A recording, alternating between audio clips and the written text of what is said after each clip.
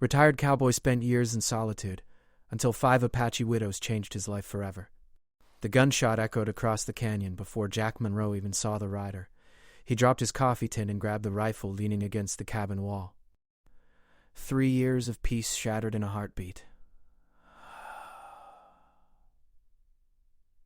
The rider came fast, bent low over a paint horse, and behind her 4 more horses kicked up dust trails. Women. All of them women, and they were riding like death itself chased them. Jack stepped off his porch, rifle ready but not raised. The lead rider pulled up hard, her horse snorting and stamping. She was Apache, maybe 30 years old, with a knife wound bleeding through her deerskin dress. The other 4 women circled their horses, eyes scanning the ridgeline behind them. "They killed our husbands," the lead woman said in clear English. "Now they come for us." Jack didn't ask who. The answer rode over the ridge a moment later. 6 men, armed and mean-looking, spread out as they approached. He recognized the type. Claim jumpers, most likely, or worse. The kind of men who saw Apache land as free for the taking, and Apache lives as worthless. "Get inside," Jack told the women. "Now." The lead woman shook her head. "We fight with you. Inside means you live to fight another day if this goes bad," Jack said. He locked eyes with her. "I've killed enough men for 2 lifetimes. Don't make me watch women die too quickly." She hesitated, then nodded. The 5 women dismounted and moved toward the cabin, taking their rifles with them. Jack watched the approaching riders close the distance. They stopped 50 yards out. "Those Apache belong to us," the lead man called. He had a scar running down his cheek and wore a Confederate coat despite the war being 20 years gone. "Hand them over and we'll leave you be." Jack spat in the dust. "Nobody belongs to anybody. Turn around while you still can." The scarred man laughed. "Old-timer, there's 6 of us and 1 of you. Do the math." "I can count just fine," Jack said. 6 graves is what I'm counting. Maybe 7 if one of you wants to make this personal." The laughter died. Jack saw the calculation in their eyes. They hadn't expected resistance. Men like this relied on fear and surprise. When both failed, they got sloppy. "Last chance, old man," Scarface said. Jack's answer was to raise his rifle. The first shot dropped Scarface from his saddle before the threat finished leaving his lips. The canyon exploded with gunfire. Jack dove behind a water trough as bullets chewed splinters from his porch. He worked the lever action, firing methodically. Another man fell. Then a third went down when rifle fire erupted from the cabin windows. The women had joined the fight despite his orders. The remaining 3 riders wheeled their horses and charged. Jack shot the nearest horse, hating the necessity but knowing the mounted man was twice as deadly. The rider flew over the horse's head and landed hard. Jack's next shot ended his struggle. The other 2 split, circling the cabin from opposite sides. Jack ran low across the yard, reaching the corner of the cabin as one rider came around. The man's rifle swung toward him, but Jack was faster. The shot took the rider in the chest. 5 down. The last man broke and ran. Jack let him go. He'd seen enough killing for one day, and the survivor would spread word that this land was defended. Sometimes mercy served better than bullets. Jack walked back to the cabin, reloading as he moved. The women emerged, eyes hard but grateful. The lead woman pressed a hand to her bleeding side. "You need that stitched," Jack said. "I have had worse," she replied. "My name is Maria. These are my sisters by marriage. Our husbands prospected on our grandfather's land. Those men wanted the silver they found." Jack nodded. He'd figured as much. "How many more are there? 20, maybe more?" "They have a camp 5 miles east." Jack looked at the bodies sprawled in his yard. 3 years of solitude, of trying to forget the violence that had defined his life. Now it found him again, brought by 5 widows and a gang of killers. "You can't go back," he said. "They'll hunt you." Maria met his gaze steadily. "Then we stay and fight." Jack thought about sending them away, about reclaiming his peace. But peace built on abandoned women wasn't peace at all. It was cowardice wearing a comfortable mask. "There's a root cellar under the cabin," he said. "We'll need to fortify this place. They'll come in force when their man tells them what happened here." The other women began gathering weapons from the dead men. Jack watched them work with practiced efficiency. These weren't helpless victims. They were survivors, hard as the land that shaped them. Maria stepped close. "Why do you help us?" Jack looked at the mountains beyond his cabin, remembering all the reasons he'd come here to hide. "Because I'm tired of running from who I used to be. Maybe it's time I remembered." The sun dropped toward the horizon, painting the canyon in shades of blood and gold. Jack counted rifles, ammunition, and water supplies. 20 men would come, probably at dawn. They had tonight to prepare. He'd faced worse odds, but never with so much worth protecting. Maria's sisters moved through the cabin, learning its layout, finding defensible positions. Jack watched them and saw soldiers, not refugees. Whatever came next, they would face it together. The mountains held their silence, but Jack knew it wouldn't last. Violence had found him again. This time, he wouldn't walk away. Women worked through sunset, dragging bodies away from the cabin and collecting weapons. Jack showed them how to reinforce the windows with furniture and how to create firing positions that offered protection. Maria's wound had stopped bleeding, stitched closed by her sister with practiced hands that spoke of too much experience with violence. As darkness fell, they gathered inside around a small fire. Jack learned their names. Besides Maria, there was Rosa, the youngest at 19, with quick hands and quicker eyes. Carmen was 35, a mother who'd lost her daughter to fever before losing her husband to bullets. Lucia was Maria's blood sister, sharing the same fierce determination, and there was Elena, 40 years old, who'd been married to the eldest of the prospectors and spoke English better than anyone. "Tell us about yourself," Elena said. "A man doesn't shoot like you without a history." Jack poured coffee, his hands steady despite the violence they'd dealt today. "Hi was a marshal once, down in Texas, then New Mexico territory. Spent 15 years wearing a badge, thinking I was making things better. Lost count of the men I killed. All legal, all justified, and it didn't matter. Each one carved something out of me until there wasn't much left." "So you came here to die slowly instead of quickly," Maria said. Jack smiled without humor. "Something like that. Built this cabin, figured I'd live out whatever time I had left without adding to the body count. Lasted 3 years. You regret helping us?" Rosa asked. "No," Jack said, and meant it. "I regret that help requires killing. But I don't regret the choice." Carmen leaned forward. "These men who hunt us, they're led by a man named Pike. He came to our camp 2 months ago saying he'd bought the land rights from the territorial office. My husband showed him our grandfather's deed, proved the land was ours. Pike said deeds don't matter for Apache, that we had no legal claim to anything." "Your husband should have shot him then," Jack said. "He tried," Carmen replied quietly. "Pike was faster. They all were. Our men were prospectors, not gunfighters. Pike's gang killed them, took the silver they'd already pulled from the ground, and gave us 3 days to disappear. We didn't. We burned their supply tent and stole their horses instead." Jack laughed, a genuine sound that surprised him. "That took courage. It took rage," Maria corrected. "Courage would have been fighting beside our husbands. We hid like cowards while they died." "You survived," Jack said. "That's not cowardice. That's sense. And now you're here to finish what started. That takes a different kind of courage." They ate dried meat and beans, conserving supplies. Jack explained what would likely happen. Pike would send scouts at dawn to confirm the story his survivor told. When they saw the bodies in the fortified cabin, they'd withdraw and return with everyone. The attack would come midday when the sun made shooting from the cabin windows difficult. "We could run," Lucia suggested. "Take horses and be gone before dawn." "They'd track you," Jack said. "Pike sounds like the type who doesn't let insults pass. You embarrassed him, cost him men, and now you've cost him more. He'll chase you until one side is dead." "Then we make our stand here," Elena said. Jack nodded. "Here I know the ground. The cabin sits with rock behind it, meaning they can only come from 3 sides. The canyon narrows to the south, which makes it a kill zone if they're dumb enough to try that approach. They'll likely split their force, hit us from the west and north simultaneously, trying to overwhelm our defensive positions." He sketched the terrain in the dirt with a stick, showing them fields of fire, reload positions, and fallback points if the cabin was breached. The women listened intently, asking questions that showed tactical thinking. They'd learned from their husband's mistake. This time they wouldn't rely on legal deeds or moral rightness. They'd rely on bullets and blood. Rosa took first watch. Jack lay down but didn't sleep. His mind kept returning to the moment he'd shot Scarface, to how easy it had been to fall back into old patterns. He told himself the violence was behind him, that 3 years of solitude had changed him. But violence didn't leave men like him. It waited, patient and hungry, for the inevitable moment when circumstances demanded its return. Maria sat beside him in the darkness. "You're thinking about the men you killed today." "I'm thinking about how little I felt," Jack admitted. "Should bother me more than it does." My husband used to say that feeling too much gets you killed, Maria said. He said warriors learn to put feelings aside until the fighting ends. Then they mourn, celebrate, or rage as needed. But during battle, feelings are luxury.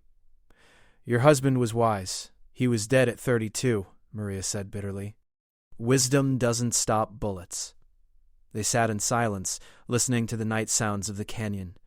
Somewhere an owl hunted. Coyotes called in the distance. The normalcy of it felt obscene after the day's violence. When this is over, Maria asked, what will you do? Jack considered the question. Depends on whether we survive. If we do, I suppose I'll help you work your claim. Pike dead means his gang scatters. You'll need someone who knows how to deal with the territorial office, how to make your deeds stick in courts that don't want to recognize Apache ownership. You would do this? I would, Jack said. Spent too many years enforcing laws that weren't always just. Might be time I used what I know to help someone who deserves it. Maria touched his hand briefly. Thank you. Thank me when we're alive to see sunrise tomorrow, Jack said. They rotated watches, snatching sleep when they could. Jack checked weapons, counted ammunition, and made peace with what morning would bring. He'd tried to leave his violent past behind, but maybe some men were forged in blood and could never truly wash it away. Maybe the best he could do was choose carefully who deserved his violence and who deserved his protection. Dawn came cold and clear. Rosa spotted the scouts an hour after sunrise, 3 riders who approached cautiously and stopped well out of rifle range. They studied the cabin through field glasses, counted the bodies still visible in the yard, and then withdrew. Now we wait, Jack said. They didn't wait long. By mid-morning, dust rose in the east. The gang came as Jack predicted, 20 riders spreading out to encircle the cabin. They stopped 300 yards out, just beyond accurate rifle range. A man rode forward alone, stopping at 200 yards. He was tall, dressed in black, with silver conchos decorating his saddle. That's Pike, Carmen whispered. Pike's voice carried across the distance. I'm told you killed 6 of my men, old-timer. That's unfortunate. Those men had families, friends, people who will want accounting. You should have minded your own business. Jack stepped onto the porch, rifle cradled loosely. You should have left these women alone. Now 6 of your men are dead, and the rest will join them if you don't ride away. Pike laughed. 1 old man and 5 squaws against 20 armed riders. You're either brave or stupid. I'm betting stupid. There's a third option, Jack called back. I'm tired of killing, but still remember how. You want these women, you'll pay in blood. Enough blood that whatever you gain won't be worth what you lose. That's not bravery or stupidity, that's mathematics. Pike sat his horse in silence, clearly thinking. Then he raised his hand. You've got 1 hour to send out the women and ride away yourself. After that, we come in force. Everyone dies. Your choice. He wheeled his horse and rode back to his men. Jack watched them dismount and begin preparing. They were making camp, settling in. The hour was theater. Pike would attack when he was ready, probably at his originally planned time, regardless of any deadline. Jack returned inside. The women waited, faces set with determination. This is your last chance to run, he said. I'll hold them here, give you time to reach the mountains. No, Maria said simply. The others nodded agreement. Jack smiled. Good, because I'd rather not die alone. They took positions. Rosa and Lucia covered the west windows. Carmen and Elena watched the north. Maria stayed mobile, ready to reinforce wherever the pressure hit hardest. Jack would hold the south approaches and coordinate their defense. The hour passed. Then another. The sun climbed toward its apex. Jack watched Pike's men through a crack in the shutters, studying their preparations.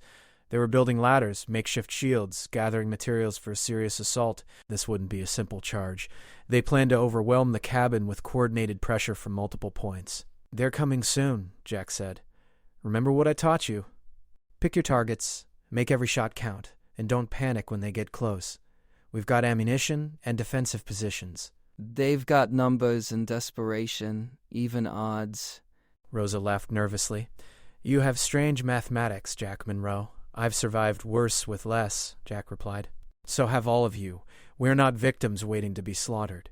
We're defenders with cause, position, and skill. That counts for more than you think. Pike's men mounted up. The attack was coming. Jack checked his rifle one final time, settled into position, and waited. The violence he'd tried to escape had found him again. This time, he wouldn't run from it. This time he had something worth fighting for beyond his own tired existence. 5 women who deserved better than what men like Pike offered. 5 women who'd chosen to stand rather than submit. The riders charged, splitting as predicted. Jack's rifle spoke first, and the battle began in earnest. The western group hit first. 10 riders coming fast, with makeshift shields held high. Rosa and Lucia fired together, their shots punching through pine boards and finding flesh. 2 riders fell immediately. The others pressed forward, reaching the cabin wall. Jack heard them dismounting, heard boots hitting his porch. He spun from his southern position and fired point blank through the door as it crashed inward. The first man through took the bullet in his chest and fell backward into the second man. Elena's rifle cracked from the north window. 6 coming this way! Jack bolted across the cabin, firing through the window beside Elena. The northern approach was steeper, forcing the riders to slow their horses. He dropped one, then another. Carmen's rifle joined in, the 2 of them creating a devastating crossfire. 3 riders broke off, circling toward the west to reinforce their companions. The cabin shook as men hit the western wall hard. Jack heard wood splintering.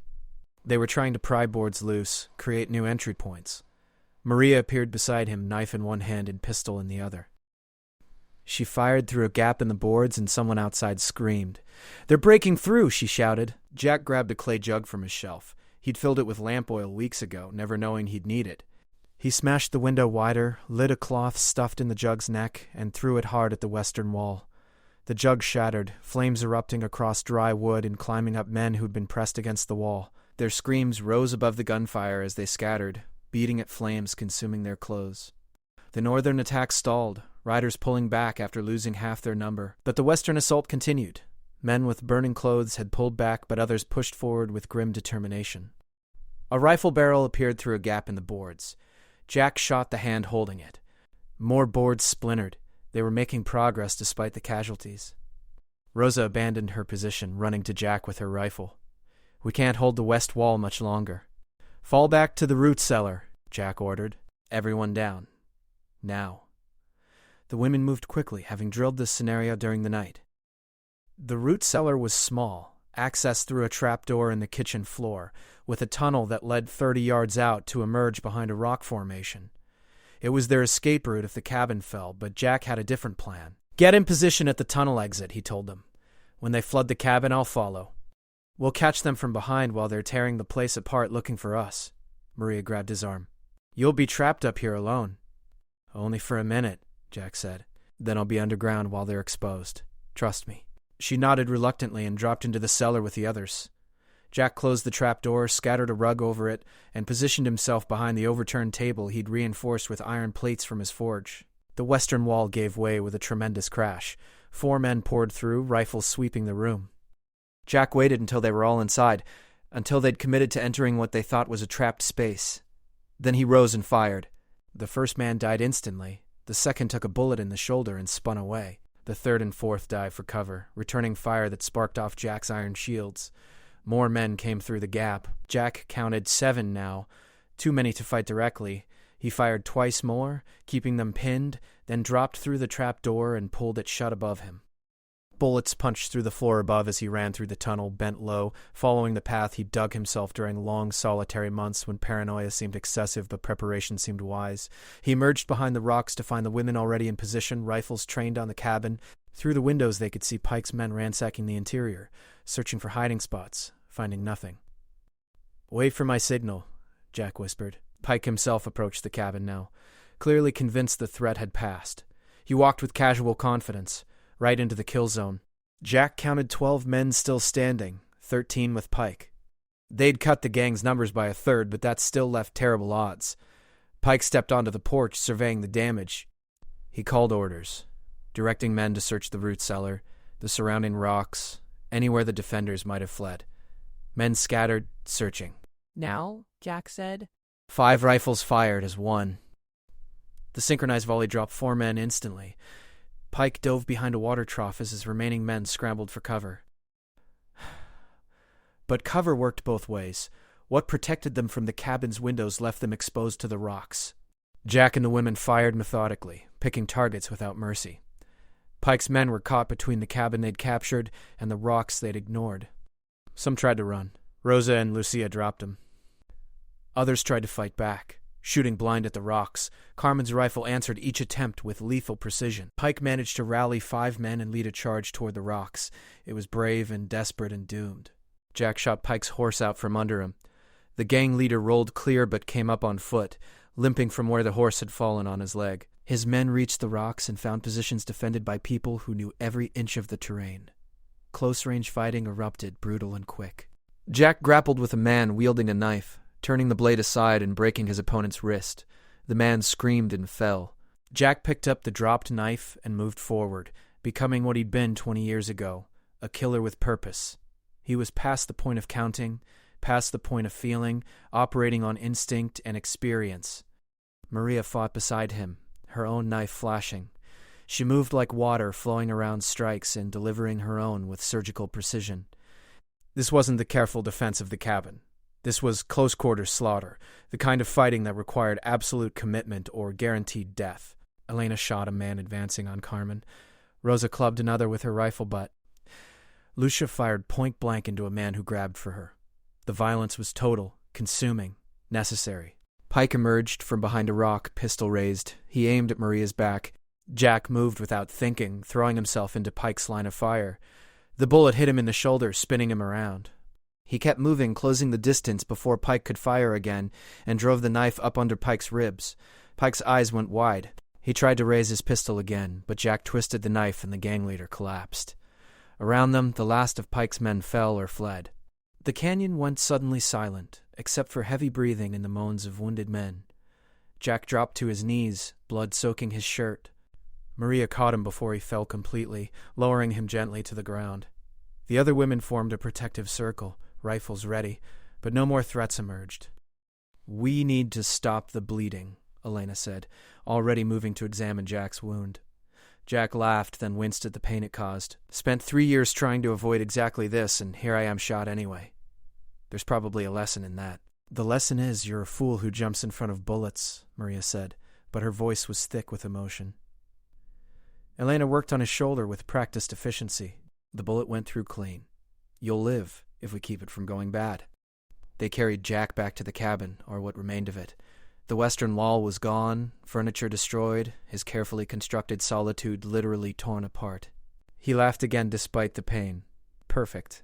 Everything he'd built to keep the world away, demolished because he'd chosen to let the world in. The women made a bed from salvaged blankets and laid him down carefully. Rosa brought water. Carmen prepared bandages. Lucia and Maria checked on the surviving members of Pike's gang. There were 3, all wounded too badly to pose a threat. "What do we do with them?" Lucia asked. Jack considered from his makeshift bed. The old hymn would have said, "Kill them, eliminate all witnesses, leave no loose ends." But that man had died slowly over 3 solitary years.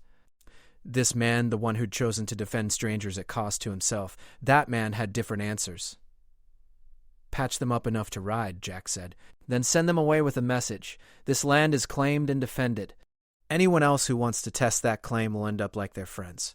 Elena frowned. "They'll just bring more men." "No," Jack said. "They'll spread word that 5 Apache women and 1 retired marshal held off 20 our men and won. Reputation is currency in this territory. After today, most will think twice before coming here." The women worked through the afternoon, tending wounds, gathering weapons from the dead, and beginning the grim task of burial. Jack insisted that even Pike's men deserved proper graves. He'd killed enough men to know that each deserved at least that minimal dignity. By evening, the 3 survivors had been patched up, given horses, and sent away with Jack's message. They rode east without looking back, broken men carrying tales that would grow in the telling until this day became legend. Maria sat beside Jack's bed as the sun set. "You saved my life today." "You saved mine first," Jack replied. "When you rode up yesterday, you gave me a reason to remember who I was, maybe who I still am." "And who's that?" Jack thought about it, watching light fade from the canyon walls. "Someone who got tired of hiding. Someone who remembers that solitude isn't the same as peace. Peace requires action, sometimes violent action, to protect things worth protecting." Elena brought soup made from supplies salvaged from the cabin wreckage. They ate together, 5 women and 1 wounded man, survivors of a battle that should have killed them all. They talked quietly, making plans. The cabin would need rebuilding. The claim would need filing with the territorial office, backed now by Jack's reputation as a former marshal. The silver mine would need working, carefully and legally, with proper papers that even corrupt officials would have trouble dismissing. "You'll stay?" Maria asked. "Help us build something here?" Jack looked at each of them in turn. These women who'd ridden into his life, carrying violence and need, who'd fought beside him without hesitation, who'd shown courage he'd forgotten people possessed. His solitude was broken beyond repair. But maybe that was good. Maybe 3 years alone had been long enough.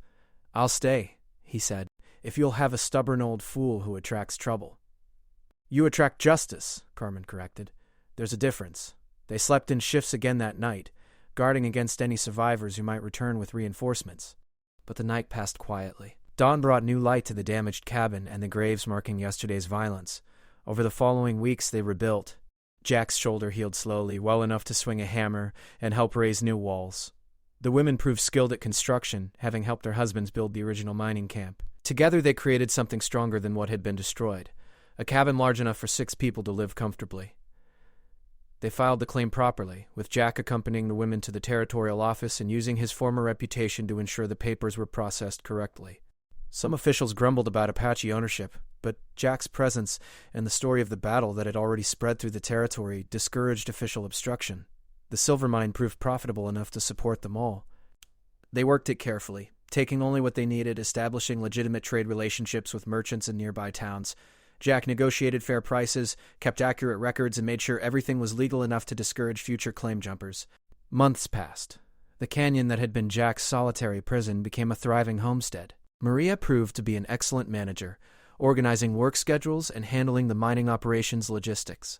Elena established a small garden, coaxing vegetables from the harsh soil. Rosa discovered a talent for metalwork, helping Jack forge tools and repair equipment. Carmen kept their accounts, her careful records protecting them from accusations of impropriety. Lucia hunted, keeping them supplied with fresh meat and hides for trade. Jack found himself part of a family he'd never expected. The women treated him as equal partner in their enterprise, never as mere hired help or imposed authority. They made decisions together, argued passionately over the best approaches to problems, and supported each other through difficult times. One evening, 6 months after the battle, they sat together watching the sunset paint the canyon walls. Jack felt something he hadn't experienced in years. Contentment. Not the hollow peace of solitude, but the deep satisfaction of purpose fulfilled and community embraced. "Do you ever regret it?" Maria asked. "Giving up your solitude for this complicated life?" Jack considered the question seriously. His life was certainly more complicated now. More voices, more responsibilities, more connections to people who needed him and whom he needed in return. His quiet existence had been shattered completely. "No," he said finally. "I thought I wanted to be alone, to put distance between myself and the violence that defined my life. But I was wrong. I wasn't finding peace. I was hiding from life itself. You reminded me that some things are worth fighting for, worth building with others, worth the complications that come with caring about people." Rosa laughed. "That's your way of saying you like having us around." "I more than like it," Jack admitted. "I need it. Took me 3 years alone to realize that humans aren't meant to live isolated. We're meant to find our people and build something together, even when it's hard, even when it requires sacrifice." The women smiled, a moment of shared understanding passing between them all. They'd come together through violence, 5 widows and 1 retired marshal thrown together by circumstance and necessity. They'd survived what should have killed them and built something meaningful from the aftermath. As darkness settled over the canyon, they moved inside their rebuilt cabin. Tomorrow would bring more work.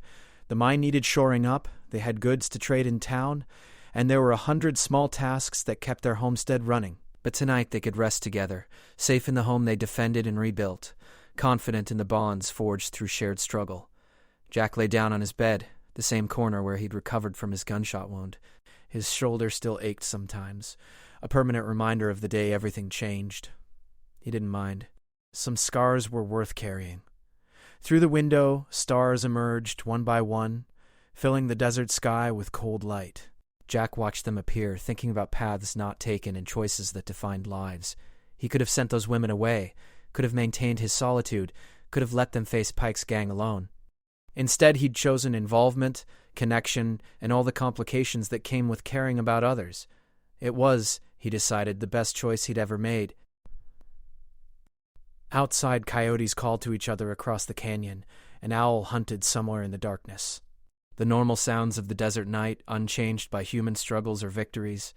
The land endured regardless of who claimed it or who fought for it. But the people on that land, they could choose to endure alone or together. Jack had spent too long choosing the former. Now finally he understood the value of the latter. He closed his eyes, listening to the quiet sounds of 5 women settling into sleep around the cabin. His family, chosen rather than given, forged in violence but built through cooperation and mutual respect. Tomorrow would bring new challenges. Every day did, but now he faced them with others beside him, and that made all the difference. Sleep came easily, untroubled by the ghosts of men he'd killed or the years he'd wasted in isolation. Jack Monroe, retired marshal and reluctant warrior, had finally found what he'd been seeking without knowing it. Not peace through absence, but peace through presence. Not safety through isolation, but security through community. The 5 Apache widows had indeed changed his life forever, and for that he would be eternally grateful.